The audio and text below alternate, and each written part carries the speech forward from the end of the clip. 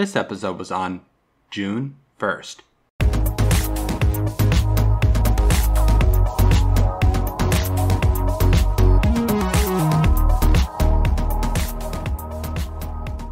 Welcome to the Polytopian Interviewer, where I interview people on their experiences and views on the Polytopia Discord community.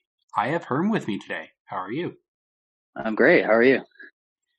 Doing good. It's interesting to hear the voice behind Herm, the great and all-powerful one with all the economy stuff. We'll get into that later. First question. Yeah. How did you first get into the Polytopia Discord? That's actually an interesting one. I played Polytopia for a while, actually, on and off. I looked up some dates. I first downloaded it on the 25th of February in 2016, which I think is the same month it released on iOS, if I'm not mistaken. So I was in pretty early. That was before Hood and Lux and all of the other tribes were just like 5 or 6. So it was pretty different back then. But I kind of played on and off with friends and whatnot. But I didn't join multiplayer until this year, or I guess last year, with the summer skirmish. I saw the notification. I had just gotten Discord a week or so earlier because I was trying to get a Nintendo Switch. They were impossible to get, so I had to turn notifications on. So I saw the summer skirmish, and I saw that I had this Discord app, and so I was like, oh, why not? I'll join this server, and that's kind of how I joined main. Just things fell into place at the right time, I guess. Quite a few people were like, yeah, I joined because of the summer skirmish. Yeah, that was a great event. It pulled in a lot of people. How did you join the Cosmonauts, now the Vikings? That didn't take long at all. I played my first ranked game. I played against Eli, who is our teammate. And after the game, he reached out to me. Well, first he asked if I was an ult. And then I guess just because it was my first game, but then he invited me to PC. I joined that and played a recruitment match with Icky. I think we were drafted the same day, actually. Don't remember the same day, but I do know that we joined about the same time.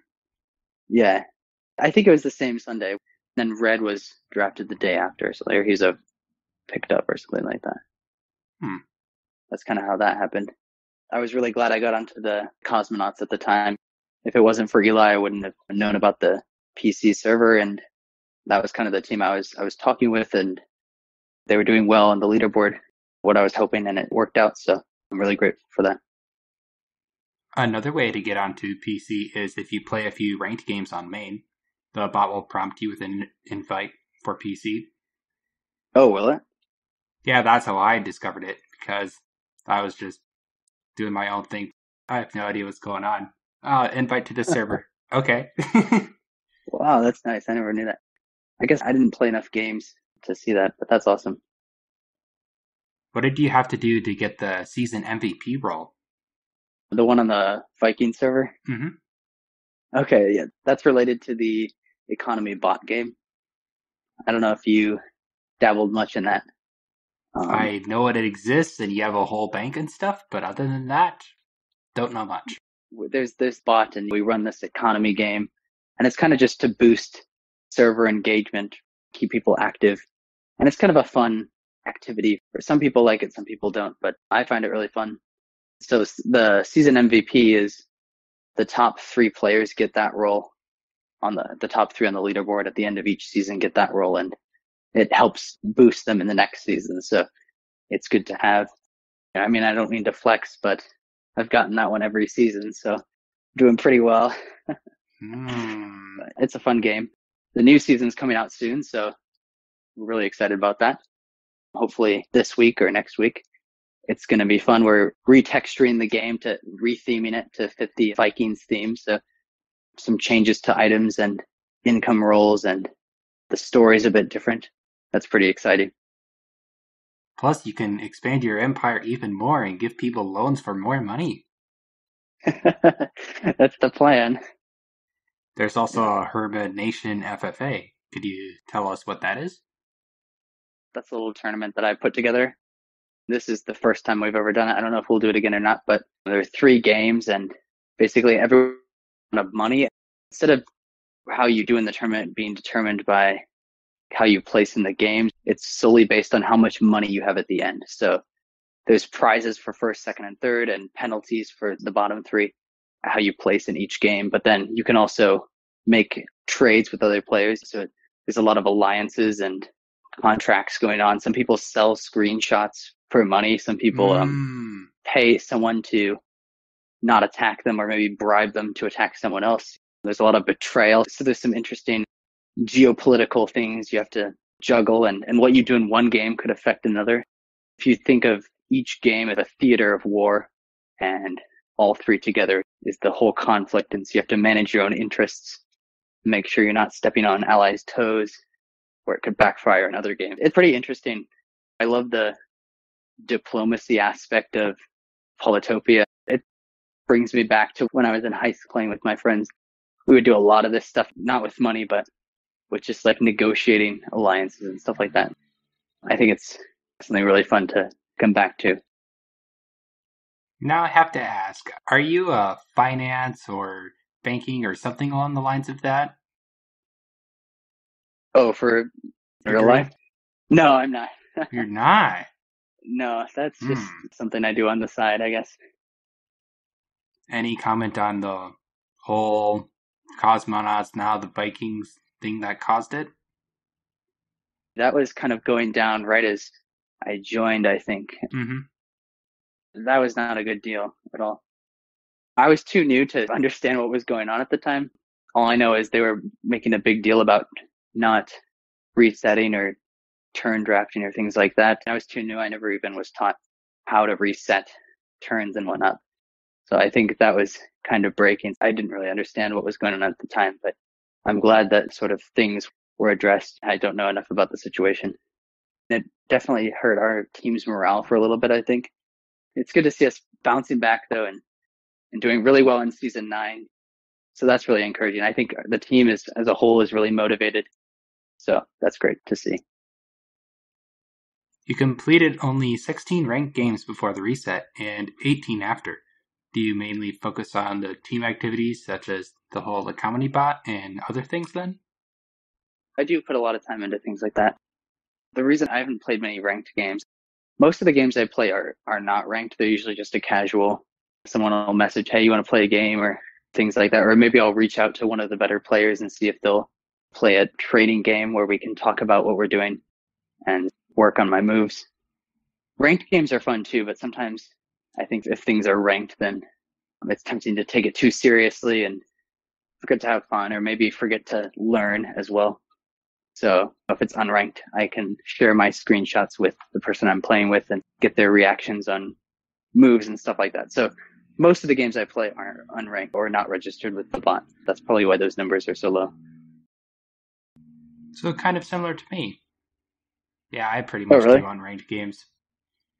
I've played less games since after the reset because I've been doing other stuff like the server, this podcast. Yeah, you've got your hands full. What are your thoughts on the bullet tournament in PC? I thought that was great. I don't know if they've done it 2 or 3 times now. The most recent time was the first time that I've been able to participate. And I thought it was really fun. I think there's a lot of potential with the bullet scene to go places.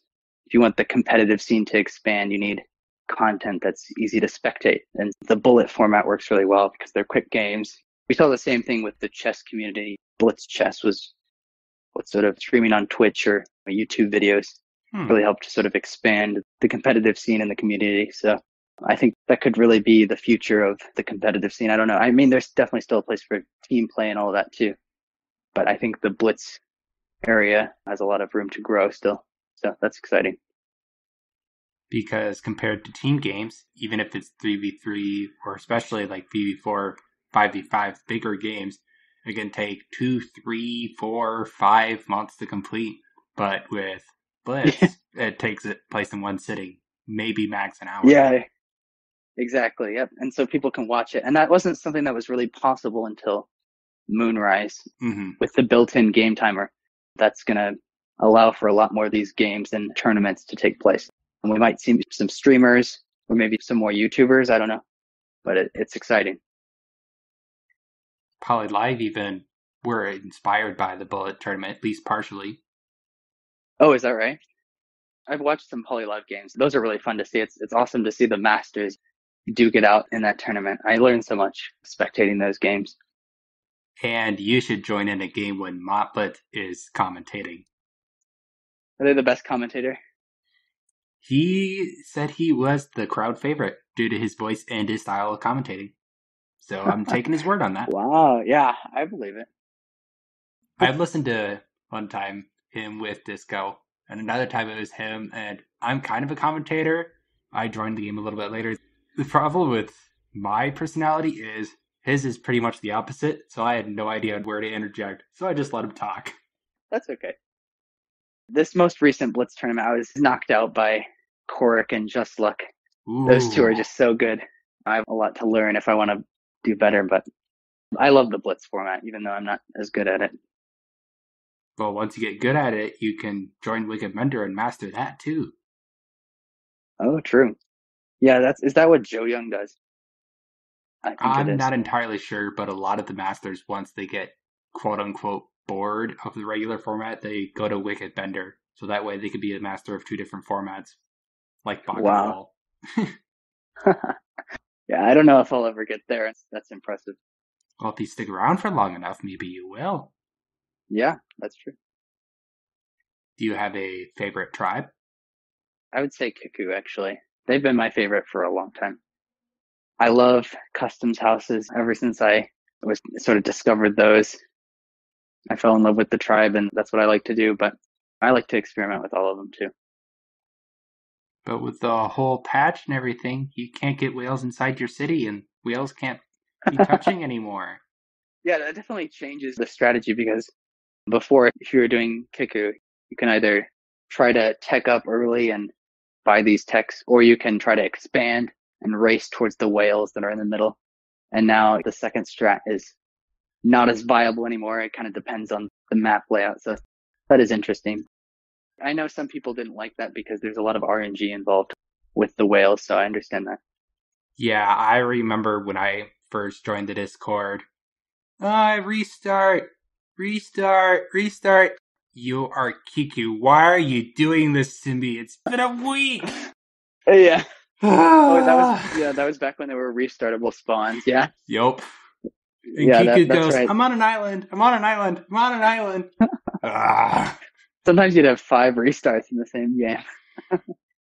Yeah, so with Moonrise and the patch, yes, I am a terrible person, but I think Kiku, I am glad they got taken down a notch, because before, if you got lucky enough, you're going to win, because you got lucky enough with all your whales.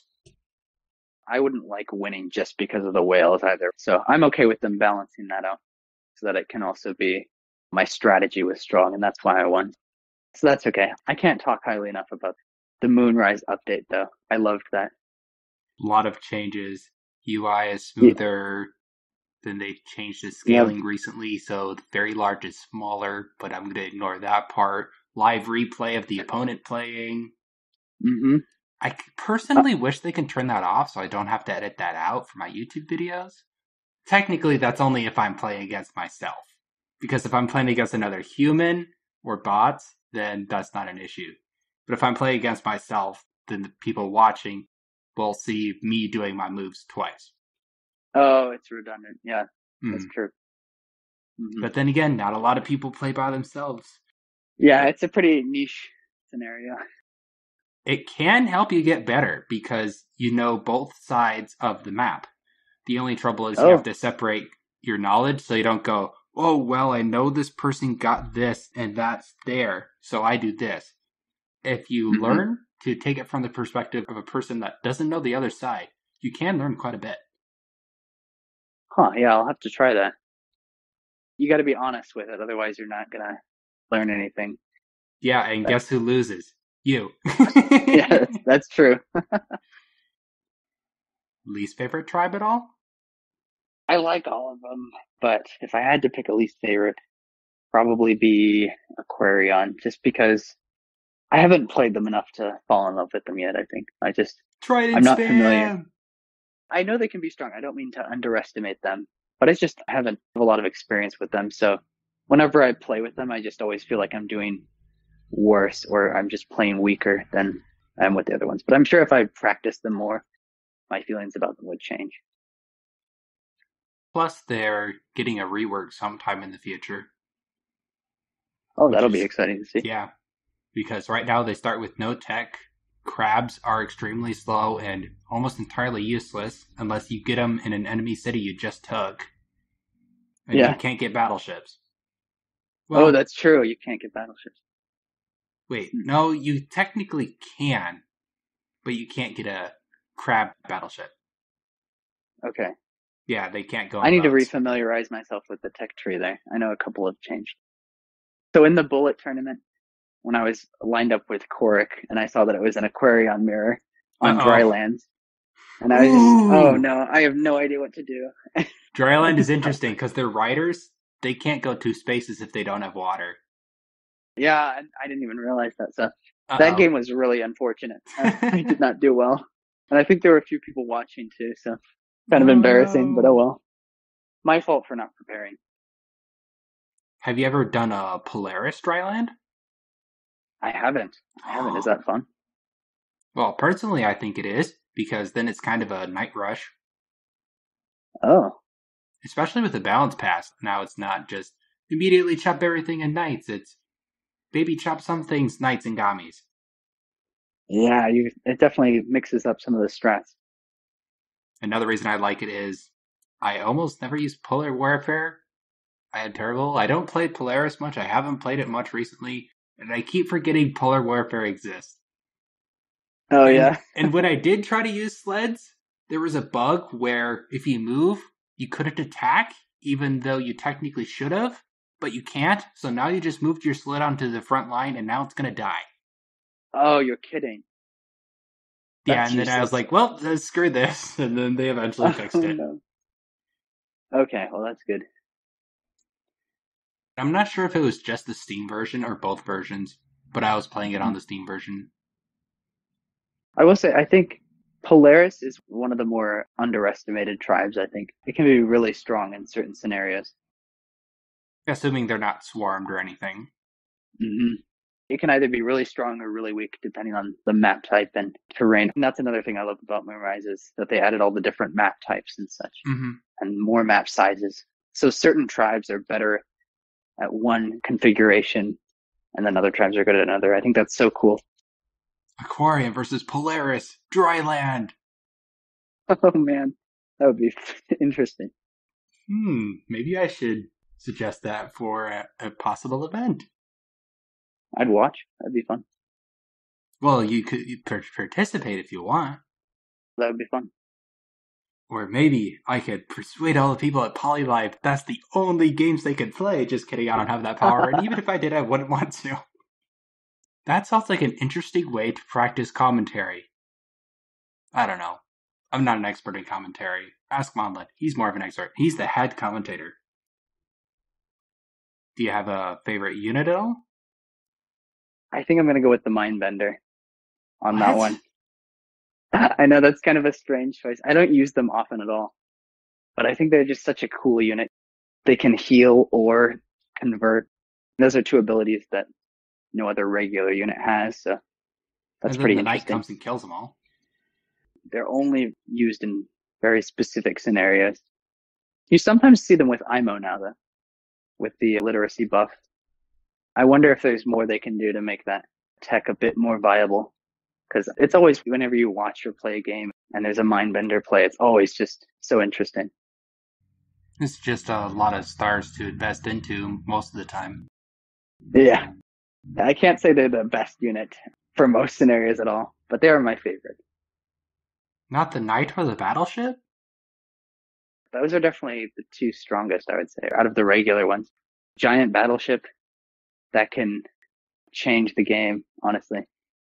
As long as they're not countered by swordsmen or defenders or something. I think it's harder to counter a battleship, a giant battleship, than it is to counter a knight. Especially as a Quarian. Favorite strategy at all? I think, like I said earlier, the customs houses, there's just something so satisfying about working up and building an economy that's just massive. I love doing the math and calculating out my turns before and figuring out the most efficient way to spend stars to boost your stars per turn and such. It's always very satisfying when you see that 100+ stars per turn count or something like that. There's things to balance with that too, because you want to spend enough that you're investing, but you don't want to spend so much on tech or investments that you lose ground or cities or a strategic position. It's not as clear cut. You have to adjust your strategy depending on the map and your opponents and such. But your opponent greatly appreciates the custom house you built for them. Yeah, that's worst case is you set up this nice city with a bunch of ports and a nice fat customs house. Your opponent comes in and swipes it. You have to have defense as well. Mm-hmm. What's the most memorable game you ever played? If you're looking at memorable, strictly speaking, probably my recruitment game, just because it was one of my first online games and I spent so much time thinking about it because I was really trying to impress Icky and Eli because I really wanted to get drafted in the team. So I spent a lot of time thinking about that game and doing calculations and things. For whatever reason, that one's kind of stuck in my memory. And it was a fun one too. How many games are you usually in at once? I think I do less than the average. I usually don't go above 15. I think usually between 5 and 15, I would say. So about average then. Is that about average? Okay. There are the people that do 30, 40 games, or there are the people that do no more than 10. Or maybe no more than 5. Yeah. Even when I get over 10, I feel like my time is being split too much between all of them. It's hard to do well in any one. I have great respect for people that can juggle like dozens of games and do well in all of them. That's very impressive. That's not something I can do. Well, they're not necessarily crunching numbers for a ton of them, probably. That's true. Last question. What's your favorite part of the Discord Polytopia fandom as a whole? I love that everyone's in love with the game. The thing we have in common is that we really like we really like Polytopia. And we're always playing it together, and there's tons of different match types you can do. You can have big multiplayer FFAs or team games, and everyone likes their own thing, but we're all sort of brought together by this. And it's really cool to learn off of each other and compete against each other. That's probably what I would say is most fun. Okay. That's all the questions I had. Great. Thanks for letting me interview you. Yeah. No, thanks for having me on. It's been fun. And may your economy empire continue to grow. Thanks. All right, see ya. Bye. As always, thanks for listening. If you enjoyed this, feel free to share it. For the text version, you can join my Discord in the description. I also have a YouTube channel where I play 1v1s and occasionally do tutorials. We'll be back next week. Bye!